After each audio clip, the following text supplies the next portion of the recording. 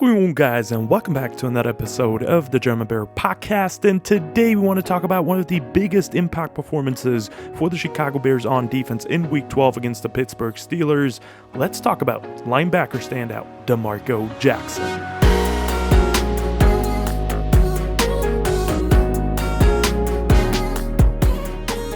And what can be better for Thanksgiving to talk about a backup linebacker absolutely balling out for the Chicago Bears in Week 12 against the Pittsburgh Steelers, now preparing for tomorrow's fight against the Philadelphia Eagles. So with that being said, happy Thanksgiving, guys. I am not in America. I'm not an American, so we don't really celebrate that here in Germany, but I will definitely watch football tonight and enjoy the little time that I have with Thanksgiving over here by myself. But to you, all of you guys and your families, a big time happy Thanksgiving.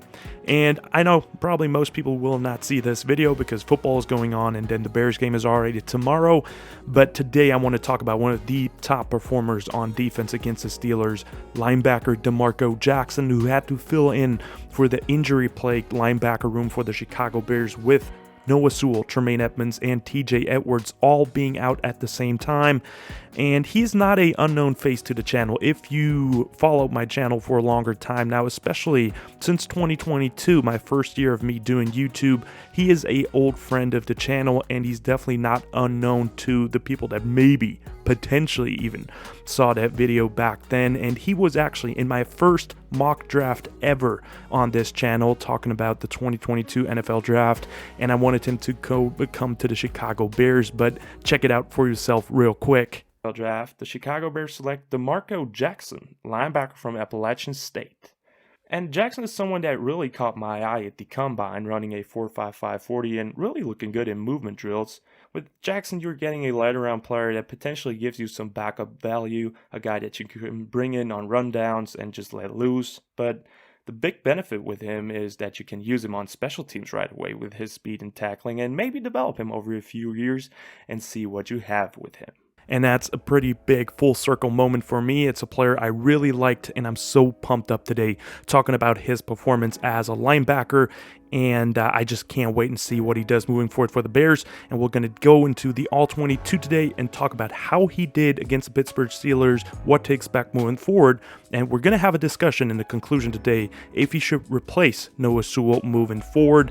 And with that being said, let's not waste any more time. Get straight up into the stats for DeMarco Jackson against the Pittsburgh Steelers. He played 72 snaps overall, 34 run defense snaps, 36 coverage snaps, and 2 pass rush snaps as well. He had 15 tackles, a team high, and it was also ranked 4th best in the NFL in Week 12. Had 1 TFL, 7 stops, and 1 quarterback pressure, and then in coverage was targeted 4 times, allowed 4 receptions, but only 13 yards, and allowed a NFL pass rating of 80.2, which is pretty damn solid.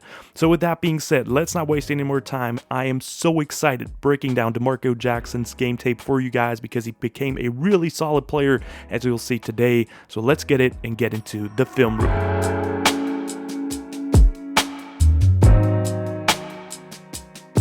And for today's first category that we want to talk about, we start off with his run defense, and he had a really solid day overall. We'll talk about the cons of the game as well later on, but I want to start off with the positives for his game. First of all, speed on display. Back then, like I said in my video back then, 4.55 40, he is an athletic freak, and he showed it for the Chicago Bears, showed his sideline-to-sideline ability. He hustled to the ball at all times, had great angles for most of the time in this game too, making saving tackles, and his athleticism was on display in this game. Also another pro for me, really good eyes and instinctive in this game, in my opinion, for the most parts. Again, we'll talk about it in the cons a little bit, but he had really solid eyes this game against the run, reading his keys, his running backs or guards, and reacting quickly. He did a good job of identifying plays, in my opinion.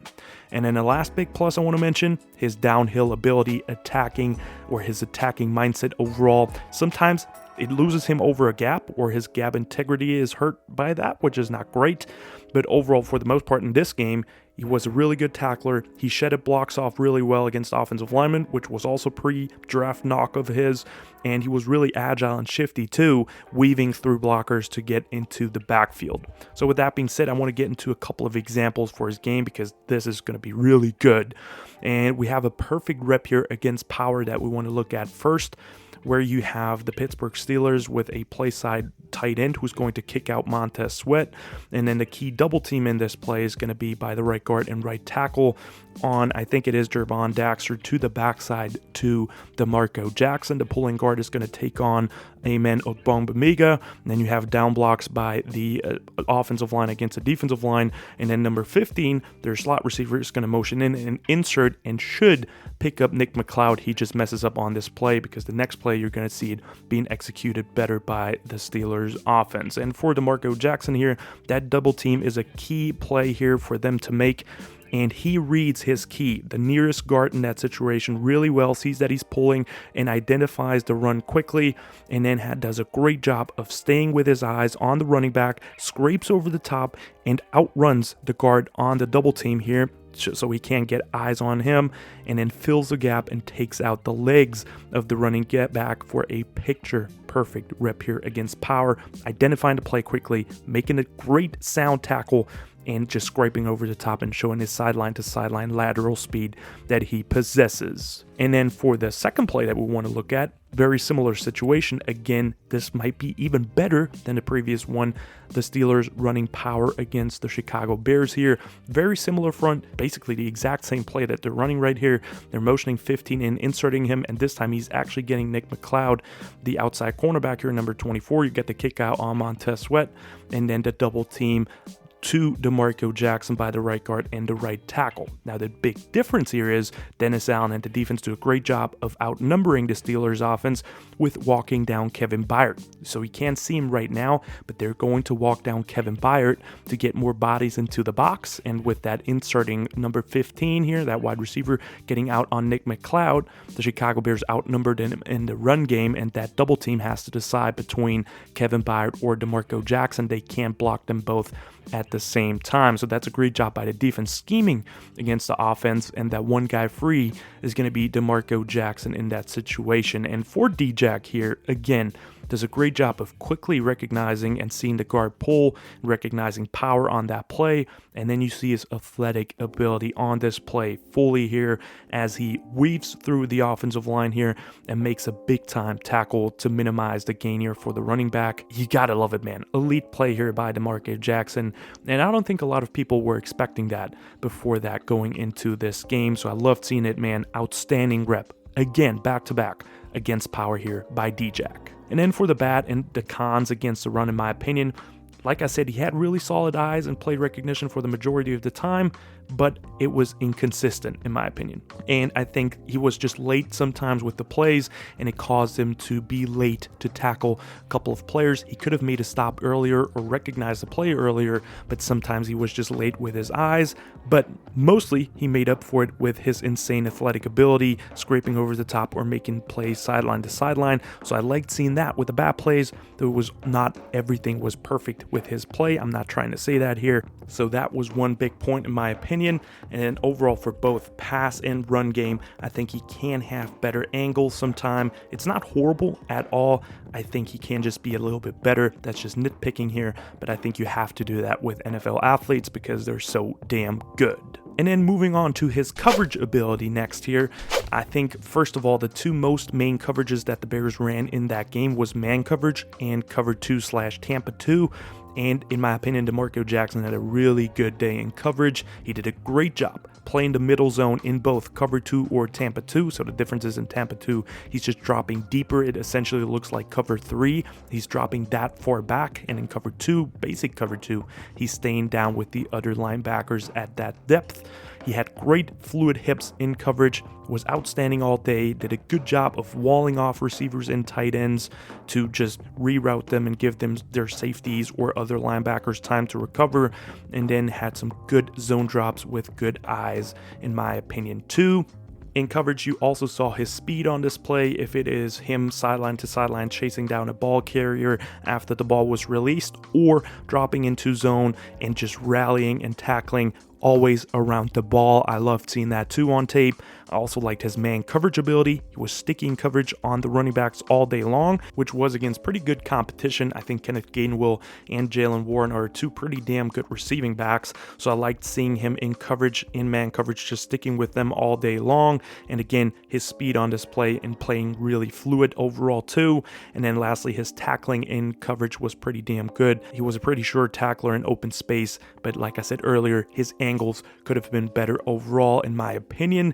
And for two examples I want to look at and show you guys, first of all, a zone coverage example I want to talk about where the Steelers are in a 3-by-1 formation and the 3 receiver side is running dagger. So you got the lead receiver here at the point, the number 2 receiver, he is running a outside stem dig, and then you got the clear route by the tight end here, number 81 over the middle, so that's a dagger concept. And then you got the outside receiver, the number 1 receiver here, DK, running a drag across the field, and then you got it somewhat of a mesh here, 2 drags just colliding with the running back too. And then on the single side you got the tight end running a go route, and the Bears run Tampa 2 against that. And DeMarco Jackson's assignment here is to have a deep middle zone drop here, which essentially looks like cover 3 like I said earlier, and he does a great job opening his hips to the number 3 receiver, traveling with him and walling off Jonnu Smith, and then takes away the dagger concept basically by himself, and he forces a underneath dump off here, and now the defense can rally and tackle. I love it. It's a longer down. You just prevent them from getting anything deep. Great job by DeMarco Jackson, and then everybody can rally, even though the defense doesn't do the best job here of tackling in that case. And then the last play that we want to look into today in detail is a man coverage example where they are spread out in a 2-by-2 formation here, and the outside receivers are running go routes, and the 2 tight ends in here in the slot or running basically dig routes behind the linebackers in front of the safeties. And then you have the running back, which is then basically the opponent for DeMarco Jackson here, running a in route here from his running back position. And the Bears run cover 4 match here, in my opinion, or at least it looks like it. So whatever gets into their zone, they're traveling with them. So basically it turns out into man coverage. And even though DeMarco Jackson has the middle zone here, it essentially ends up to be man-to-man on Kenneth Gainwell. And I like how he reads the hips here in this play, does a really good job, and then he triggers quickly as he makes his cut and then gains ground in a hurry and shows his speed once again, just being sticky in man coverage here. And then as the ball hits Gainwell's hands, DeMarco Jackson can't necessarily break it up here, but he immediately makes a tackle and prevents a big gain from happening and only allows 1 yard here. So a great job in coverage, being sticky in coverage, in man coverage, and then rallying and tackling. So I loved seeing that rep 2 by him. And that leads us to today's conclusion about DeMarco Jackson against the Pittsburgh Steelers. All linebackers were out. He has to take over as the green dot even on defense, so he had to call plays. He has familiarity with the defense of Dennis Allen, playing under him for his entire career so far, but still not easy just going in and calling the plays now and changing play callers or the call out guys on defense in 1 week. So I think he did an amazing job at that anyways, and he gets to play for a full game for the first time basically as a starter, and it was no problem for him. He delivered. He was asked to do so, and he did in this game. Really impressed by him, so happy for him and us as well as fans, because we got a real stud as a 4th linebacker on the depth chart right now that adds so much more than just the pure special teams value that he adds anyways. And in run defense, again, as a conclusion, instinctive, fast, he tackles well. He just needs to be more consistent with his eyes overall. And then in coverage, he gets an A- grade for me. 1 bad rep in my opinion where his eyes got caught too much by the play action, and then they conceded a touchdown on that play to the tight end. I think it was Frymuth, or I don't know who caught the touchdown, but anyways, I think he could have done better there. But overall, he did really good in coverage, which was, by the way, one of his biggest knocks pre-draft. If he can hold up in coverage in the NFL, his run defense ability was never a question pre-draft, so I think he delivered really, really well and developed into a really solid player under Dennis Allen. And if I ask myself the question, and to you guys as well in the comments please, should we have him or Noah Sewell as our 3rd linebacker? Give me DeMarco Jackson all day. He's more versatile. He is downhill and strong enough to play against the run. He did a really good job fitting the run and identifying, for the most part, plays really quickly. But then he also has the coverage ability, which Noah Sewell lacks a lot. So I want to say DeMarco Jackson should be the third linebacker. Is it going to happen? I don't know. But nonetheless, he's a great player, a great pickup for the Chicago Bears that went unnoticed until right now. But I'm so happy we got him, and probably he gets another opportunity tomorrow against the Philadelphia Eagles because the injury situation doesn't look too much better at the linebacking core right now. So I can't wait to see how he does. But that guy needs to stay in a Bears uniform in 2026. He is so damn valuable, and it was so much fun breaking down his game tape today. And with that being said, guys, that's the end of today's episode. I really hope you've enjoyed it. Definitely let me know in the comments down below what you think of DeMarco Jackson's return on the field against the Pittsburgh Steelers as a starter and playing like an absolute stud. Also, make sure to like and subscribe to the channel. It's completely free, but it helps me to build a little bit of a community here, and it's so much fun making those videos for you guys, so I would really appreciate it. And with that being said, I probably see you guys in the next video, which is probably going to be after the Philadelphia Eagles game, a big game coming up for the Chicago Bears. And until then, and as always, bear down.